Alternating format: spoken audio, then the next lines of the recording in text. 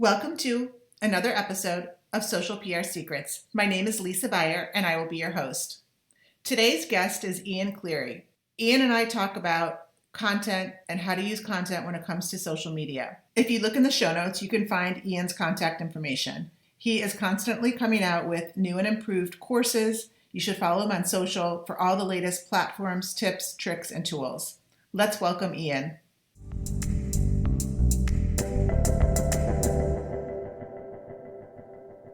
Okay, so we're in week 4, and I have a special guest today. His name is Ian Cleary, and I'll tell you a little bit about him. We're going to be talking about content with Ian, and he's going to share some of his blogging content secrets, processes, platforms, and tools. So Ian actually has an award-winning blog called Razor Social and was awarded top 10 social media blogs in 2013 and 2014, so definitely I would recommend following that blog. And he speaks at a number of conferences, and I thought he'd be a great guest today to share some of his blogging secrets and on content and tools. So Ian, welcome. Thank you very much for having me, Lisa. Delighted to be on the call. Good. So just tell us, I know I gave you a little bit of an intro, but I think it's interesting where you are located and kind of maybe a little bit more background on some of the conferences you've done. And Sure. Yeah, I'm based in Ireland, and I suppose what's really great about an online business is it doesn't matter where you're based. And I work with lots of people around the world, and I have an office about 2 minutes walk from my house, which is just brilliant. And I do go over every couple of months. I go to the US mainly for conferences. I do some conferences in Europe, but a lot in the US. And that's really, there's only so much networking you can do online. It's nice to meet people in person as well. So we haven't met in person yet, Lisa, but I think an occasion will come soon, no doubt. But it's always nice to meet people, and shake hands with them, have a drink, or have a bite to eat. That's really important in the world of social media. definitely, and I think that that's kind of become the norm in the business world, is that you meet business associates and friends online through Twitter and network with them, or Facebook, or whatever the network is, and then you end up creating relationships. And sometimes we're a perfect example. I have other conference friends that will see each other online, and then we'll see each other speaking, and we'll be like, oh my God, and we've been friends for 10 years or something online. So just also a quick intro, we also have Sydney and Janine here listening in case we have any questions at the end. So I just want to do a quick intro for Sydney and Janine. They're both with the Buyer Group. So Ian, let's get right into question number 1. So we hear the phrase so much, content is king. I mean, it's been around for a while, and now it's being applied to social media. So why is that important to social media? If you're a social media manager, which everyone in this class is taking and focusing on social media management, why is content king, and what makes it so important? What are some insights you can give to that? Yeah, I mean, to me, is everybody's online searching, either searching through the likes of Google or interacting through Facebook and Twitter and Google Plus. So people are on there searching and interacting, so they're looking for content. So like, as a business, for example, how could you not be involved in that conversation somehow? And we talk about the blogging side. I mean, I drive a lot of traffic to our site through a blog, and that's all content. So you're going to be producing all this content anyway, but you just need to produce it on the right platforms and in the right way so that you're found as opposed to your competitor. So you say the right platforms and in the right way. Can you give us some examples of what you mean by the right platform and in the right way? So if you're talking about a blog, basically on my own website, I need to have that blog on my own website because that's where I want to drive traffic to. And when I'm creating this content, I need to think about the audience that's searching. So I'm considering, well, what are they actually searching for on Google? And then I'm making sure I'm delivering content that my audience is searching for. And that ends up bringing a lot of traffic to the site. But if you're on something like Twitter, the content you deliver, of course, is different because a lot of it's short messages. You have a relationship with people. You're interacting with people through conversations. So it's completely different than a blog. So you need to think about who is on the platform and how are you going to interact with them. Okay, great point. And then I hear and I agree with the statement that the blog is in many ways the nucleus of your social media content. It's the road that it travels from and travels to. Can you give us some insight on the blog being the nucleus of social media content? Yeah, I mean, I like building up Facebook fans, Twitter followers, Google Plus followers. That's all great. But I always like bringing people back to my home base, which is my website and my blog, because that's what I own. You know, that's Facebook could turn around and close up in the morning, but my website's always going to be there. And the blog then attracts people in. So I'm writing good content that's relevant to my target audience. People are finding me through social media channels or through Google, coming back into the blog. Now, once I get people onto the blog, I try and build email subscribers, because what I want to do is turn people that visit into, some of them will turn into customers. But the blog is the first time maybe they may have, clicked on a link on Twitter. That's brought them straight back into the blog. At that stage, they're not going to be ready to buy products. We sell a lot of online training products, but they're not ready to buy at that stage. So I try to build them as email subscribers and then build a relationship over time, and then maybe invite them on webinars and give them more free training, and then provide them an opportunity to buy.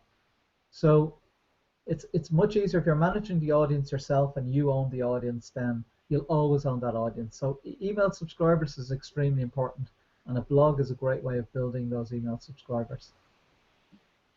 Okay, some great points. So can you share some of the blogging content secrets of success for the class, and some, if they're going to be a social media manager, what do they need to know? Or if they're not going to be the social media manager, if they're in charge of social media, overseeing somebody, what do they need to be on the lookout for, and what are some of your secrets? Okay, I divulge all my secrets now. Yes. Okay, so a couple of things. One, I'm going to give a couple of tools because I love my tools, and I'm sure, Lisa, you've come across a lot of these already. But one is called Sem Rush, and there's a free part and a paid part, so you can get away with just using the free part. And what you can do is you can put in your competitor into Sem Rush, and it's going to show you the top keywords that this competitor is getting traffic on. Now, if you know what the competitor is getting traffic on, well, then you can look at them keywords and you can start writing content based around those keywords, and you'll start getting some of their traffic. I'm not saying to write the same post of them or copy their content. It's just looking at the keywords and then using them keywords within your content. That's one secret I use a lot to take a lot of competitors' traffic. I love it. That works really well. Is it sneaky or not? I don't know. It's just the tools are available online. You need to do your research. That's one. I often use BuzzSumo as well. And what that does is does analysis of a competitor's website and shows me the most shared content. So what I'm looking to find out is what's popular on my competitor's content. If it's popular and they're serving the same audience, it's probably going to be popular on my site. So if you want lots of shares in your content, you don't have to just think up of ideas yourself. You can go and see, well, what's most popular with the competitor site, and come up with a variation of that content or a much better version of the content. That's extremely important. And what was the name of that one again? That's called BuzzSumo, S-U-M-O. Okay. Now, a third tip is related to content length. I often tell people always do content at least 1,000 words. Now, the thing is, you don't have to do it at least 1,000 words, but I find detailed content does a lot better on Google. And the reason detailed content does better is if I write the ultimate guide to Google Analytics, if it's a 2,000 word post and it's a really good guide, well, lots of people are going to share it and lots of people are going to link to it. If lots of people link to it, well, then the ranking's going to go up within Google. If I write a 200 word post, the chances are, unless I'm an amazing writer, which I'm not, if you're an amazing writer, you might be able to write something in 200 words that's amazing and everybody will link to it.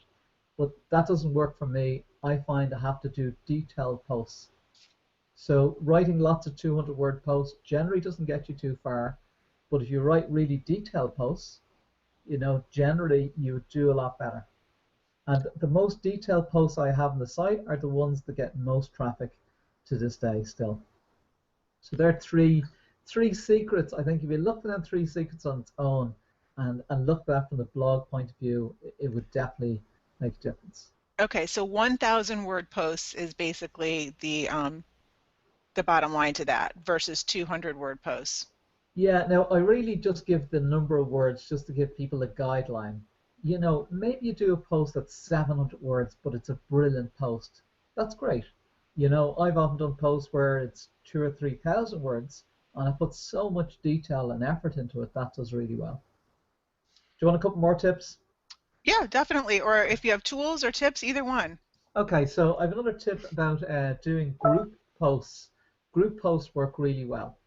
So imagine if I was starting a brand new blog in the morning and nobody knows about me. I could spend weeks and weeks writing lots of content, or I could write one piece of content and involve a lot of influential people in that content. So, for example, if I had a business teaching people presentation skills, I'd reach out to people that are well-known speakers and I'd say, would you mind me give me a tip, your best tip for speaking? Make it very easy. And then what you do is you create a post with 30, 40, or 50 different speakers, all giving their tips. You publish that post, and then you reach out to all the speakers and say, thank you very much for your contribution.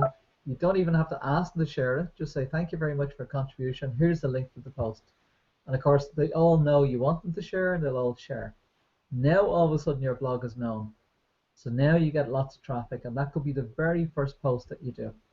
So I love that tip. Can I tell you why I love that tip? Well, yeah. Because coming from a public relations standpoint, and a lot of the students, most of the students have picked public relations as their specialty. It's like it's really driving to that ego. So once you are involving somebody in a story, you're playing, you know, you're getting to their ego, and that's going to encourage them to share. So I love that tip because that's a good way to get more publicity.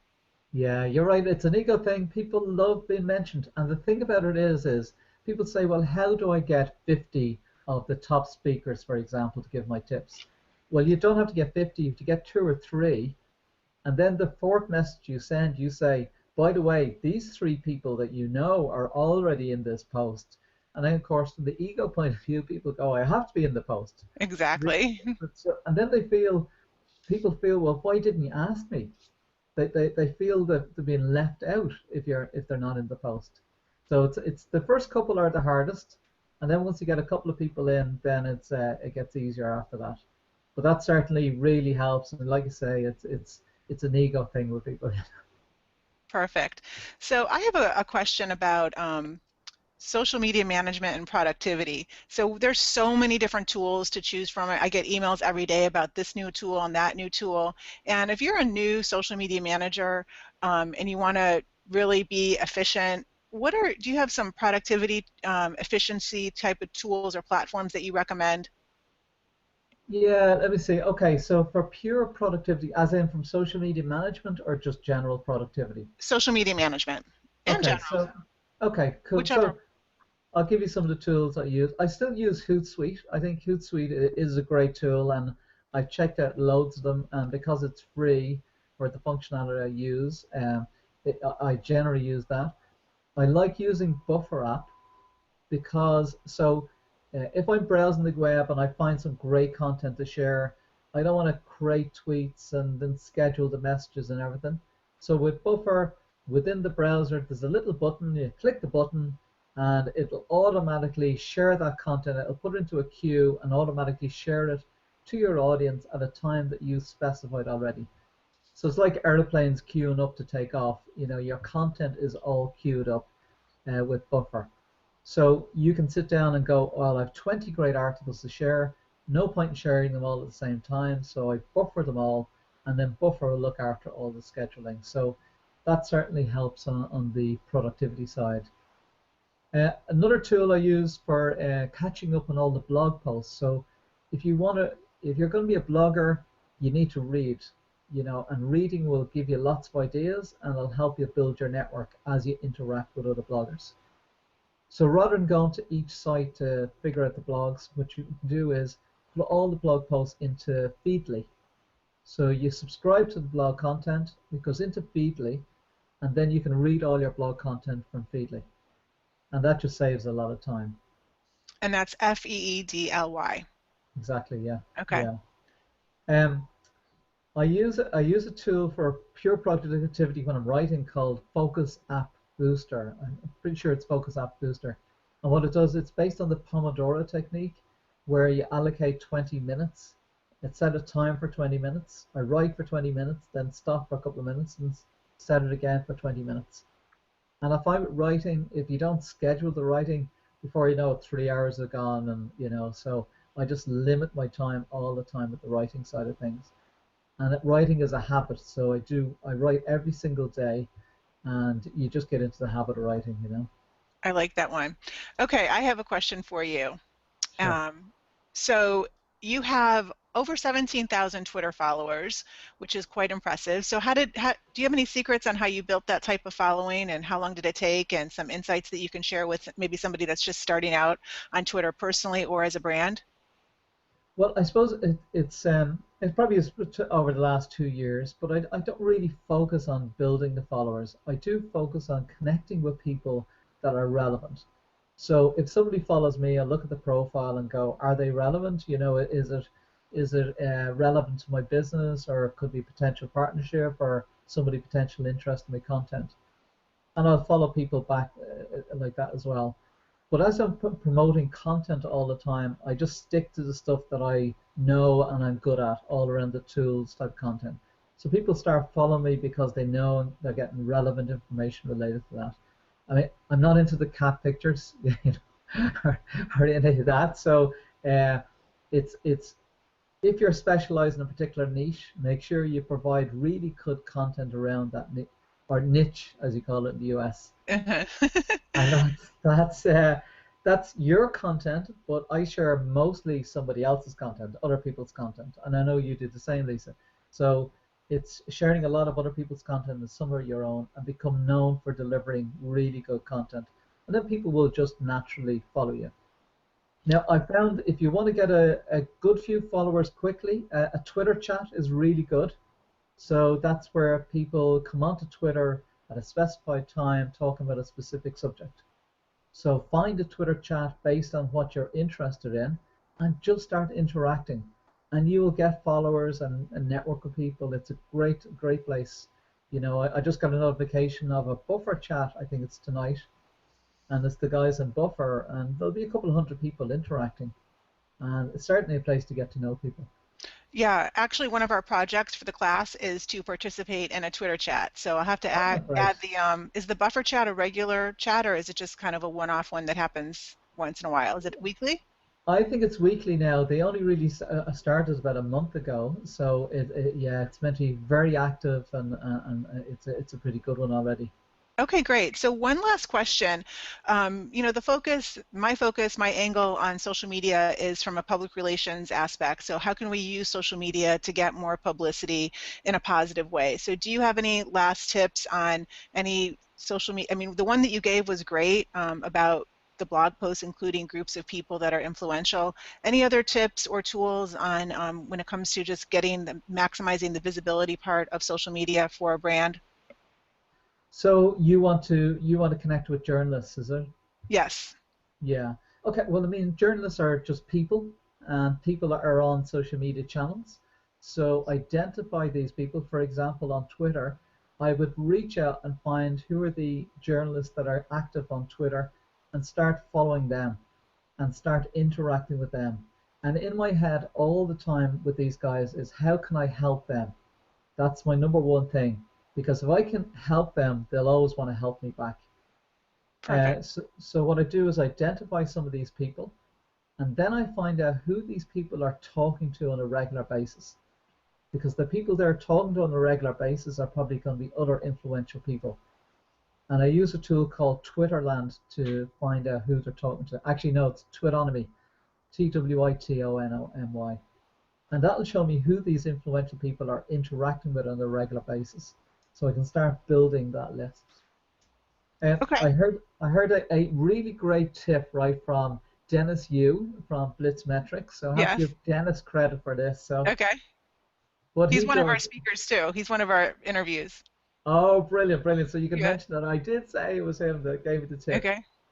what he does is he does some Twitter advertising based on a custom audience.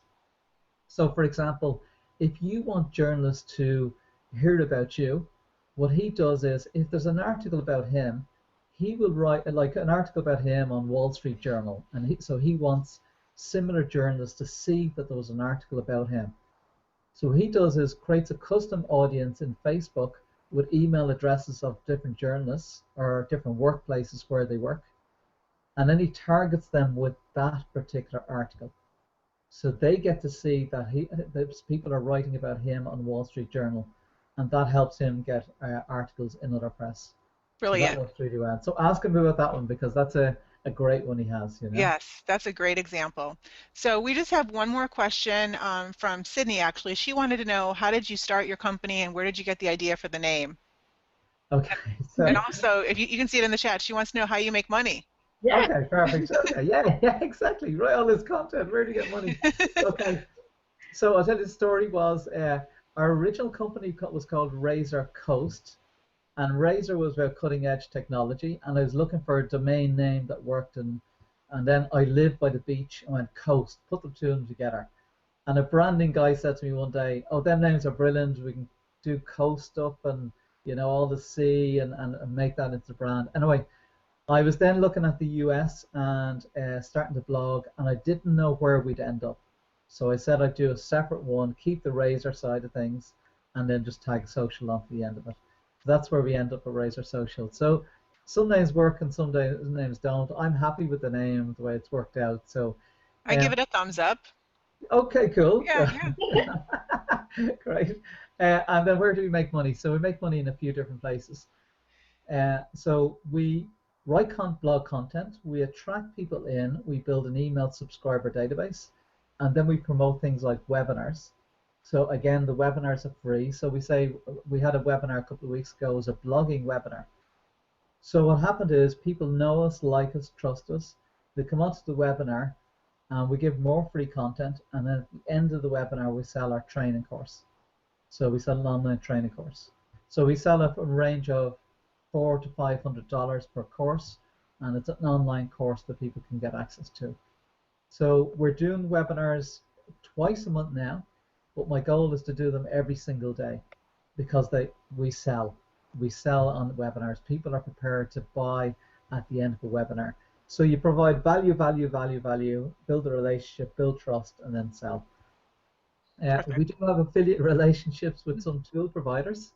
So when we mention some tools, we get affiliate commission for some of the tools, and that's sort of growing every month. We're at the moment we're doing a free 3-part training program on blogging, and it'll be fully automated. So you'll sign up to the training, you get the first course, you get an email with the second part, third part, and then you'll get an offer saying the cart is now open, and then you'll be offered a deal for the course, and then you can sign up and buy it. Now, the good thing about all that is it's completely automated, the whole cycle, so we never have to be involved in that whole process. We use a tool called Untreport, which is a marketing automation tool, and that helps us automate the whole lot. So, okay. So I can see Sydney is going to be a blogger for sure. Yeah. I can see it. I can see it. I'm like, yep, okay, take notes. Well, at least you've kind of explained the process. So for all those wannabe bloggers out there, they're either going to want to do it or it's not going to be interesting to them. But yeah. I think it's awesome. Congratulations on your business.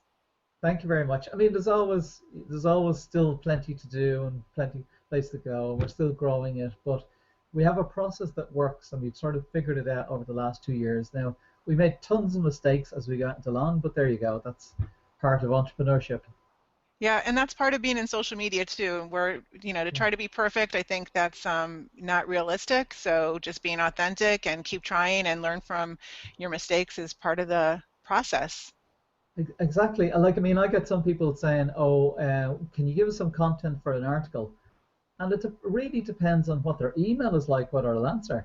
If they come to me and say, "I'm a brand new site, I've no audience at all, would you give me some content?" I'm more likely to do that because they're being totally honest.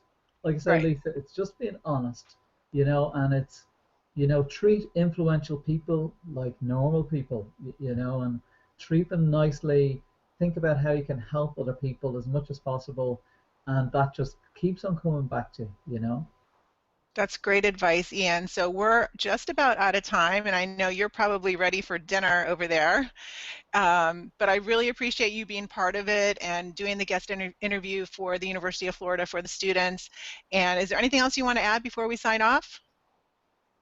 Just, I suppose, the social media side of things, people think writing all this content is a waste of time, and it's actually completely the opposite.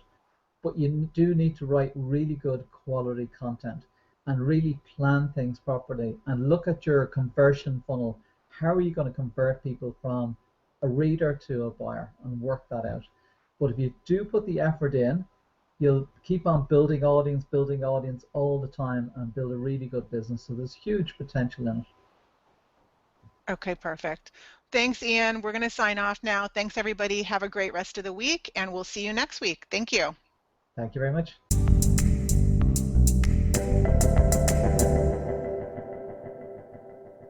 Thank you for listening to this episode of Social PR Secrets. If you like what you heard, check out the book on Amazon or follow our blog at socialprsecrets.com.